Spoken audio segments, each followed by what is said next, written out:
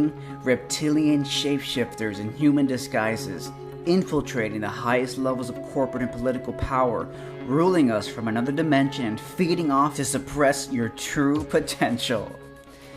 David Icke, conspiracy theorist and spiritual thought leader who's now reached near religious fame, has always been a guy I enjoyed listening to but often disagree with.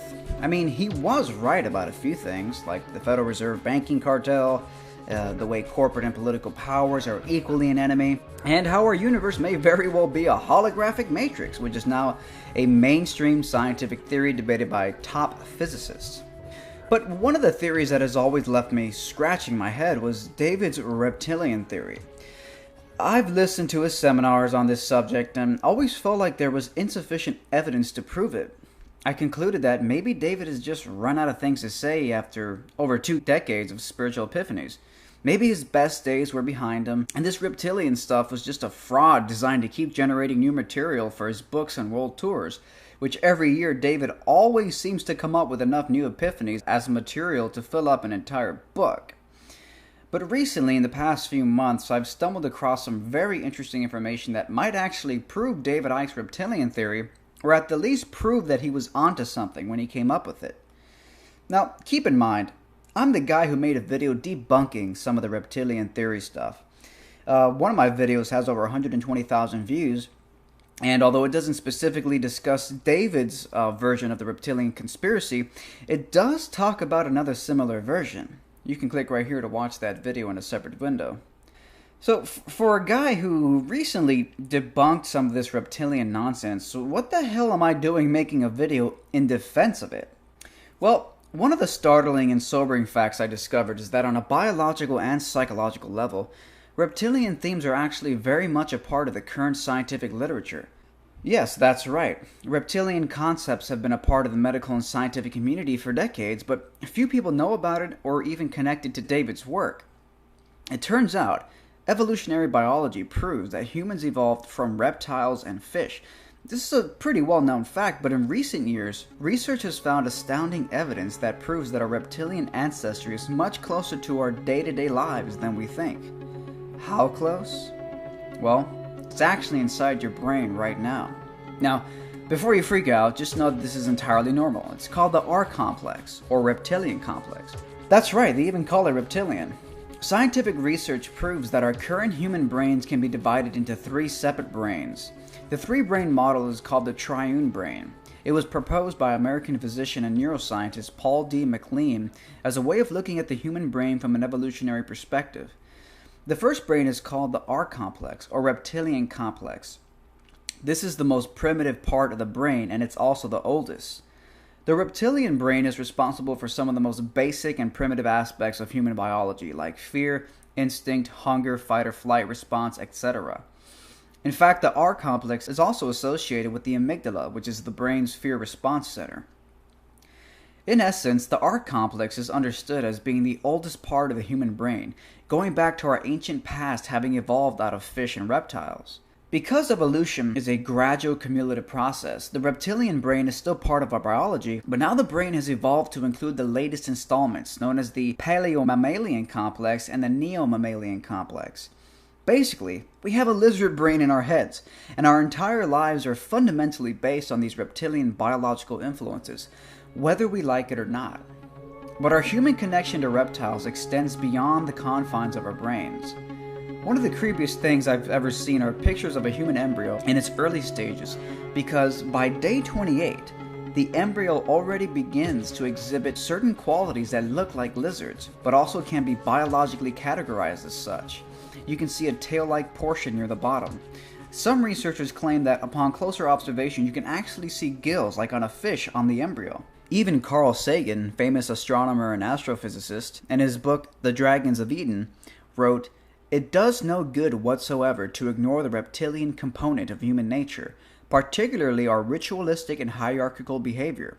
On the contrary, the model may help us understand what human beings are all about." What we see here is a startling correlation between our modern human biology and our reptilian evolutionary past. The worst part, however, is that the reptilian brain is responsible for some of the most destructive, violent impulses, things like aggression, dominance, territoriality, and ritual displays. All the modern manifestations of these are obvious today. We live in a world full of war and violence, centralized greed and narcissism, deception for power, and so much more. The scarier part, however, might be how the reptilian brain matches the same qualities David Icke uses to describe the evil, shape-shifting reptilians who have infiltrated the halls of corporate and political power. If you didn't already know, Icke's theory is that our world is currently being dominated by reptilian shapeshifters, basically reptile humanoid creatures who have the ability to disguise themselves as human by shapeshifting. Pretty far-fetched if you're coming from a traditional worldview. But what I find most startling is how David was able to come up with this theory and how that theory matches up with mainstream scientific research. Obviously, the part about shapeshifting has nothing to do with scientific research, but the similarities between the reptilian brain and the reptilian shapeshifters are interesting. So I'm not convinced that shapeshifting reptiles have taken over the galaxy. I'm still not with David Icke on that. But I would say that David Icke might have maybe misinterpreted his intuition on this one. In the past, David discovers his epiphanies through mostly spiritual awakenings and intuitions, where he has a vision or some kind of intuitive feeling, and then he publishes those random intuitions only to find out 10 or 20 years later that mainstream science has confirmed what he said, like his theory on the universe being a holographic matrix, which is now mainstream scientific theory. So maybe David is only half right on his intuition about the reptilians. Maybe it's not reptilians taking over the world, but instead, maybe it's our reptilian brains taking over our lives. And if enough people succumb to the negative, destructive, fear-based qualities of our reptilian brains, then our society and the world will crumble into war, violence, and separation. The problem isn't necessarily that evil reptilians are outside of us and taking over the world. Maybe it's just the reptilian brain within us, which is responsible for aggression, dominance, territoriality, and ritual displays, that is the culprit here. I mean, all of those internet videos that claim to show proof of powerful leaders shape-shifting for a few moments to reveal their reptilian essence, maybe in a kind of metaphorical way, that's actually true. These evil sociopath leaders like Bush or Obama or any of these warmongering elitists, maybe they're not actually reptilians like David Icke says, but instead, maybe they are just slaves to the reptilian brain, the same part of the human brain that is responsible for aggression, dominance, territoriality, and ritual displays. From a scientific perspective, this is actually 100% accurate. It has been proven that the reptilian brain is the source of our most primal vicious qualities, so when a tyrant like Bush or past leaders exhibit qualities like war, dominance, and bloodlust, in a way you can say that they are reptilian. They are slaves to their reptilian brain. The good news, however, is that evolution seems to be taking us away from our reptilian past, and our brains have developed beyond the limitations of the reptilian brain. As I mentioned earlier, there are 3 general sections of the brain, from an evolutionary perspective. The newest installment is called the neocortex, and it is the ultimate height of human evolution and potential. The neocortex is what truly separates us from the animal kingdom, and although many primates have a neocortex, they are nowhere near as developed as in humans. This part of the brain handles things like language, abstraction, planning, and perception.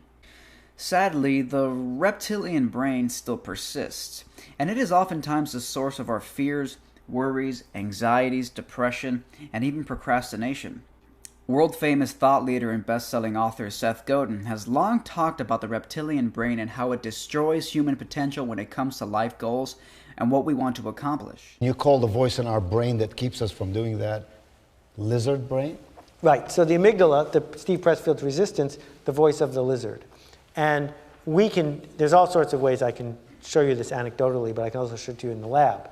So imagine caller ID, and you see from the caller, it's 10 o'clock Saturday night, that it's the chairman of the board of your company or your boss's boss. What happens? How long does it take for your heartbeat to start racing?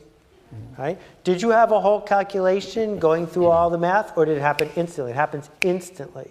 And we go from this person is calling to I'm in trouble to they figured out I'm truly a fraud to I'm going to be fired. I am never going to get another job because I'm going to be blackballed. I'm not going to have enough to eat. I'm going to die. And so caller ID to dead in less than a second. And we can prove this, right? That's not your conscious brain up here. That's the amygdala, the lizard brain. So a lot of people are uptight about writer's block. That Stephen King, the question he gets asked the most is, where do you get your ideas? We don't think writer's block exists. And our proof is that no one ever gets talker's block. No one wakes up in the morning going, right? Everyone manages to say something. Yeah. So how come when it's time to write it down, we freeze up?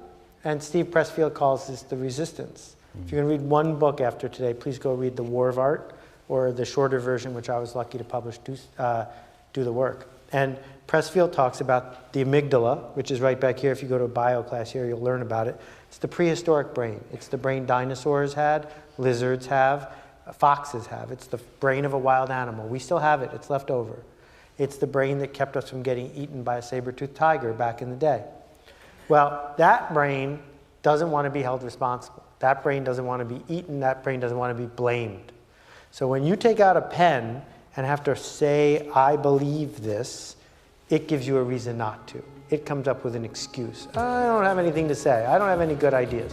Well, a minute ago, you were gabbing like crazy. Why were you, you know? So all I do is write down stuff that other people would have just said and that would have disappeared. It seems clear to me that the reptilian brain is an outdated, primal, and pathetic relic hanging on for dear life. It wouldn't surprise me if the ego is a result of the R complex. The reptilian brain is fear, it is separation, it is ego, it is destruction and death and all the things we seek to move away from. But it is still there, like a splinter in our minds driving us mad. I don't know if David Icke is right about reptilian shapeshifters, but I do think we can all agree that the reptilians, whether world leaders in disguise or primitive parts of our brains, are a problem that we must strive to move away from.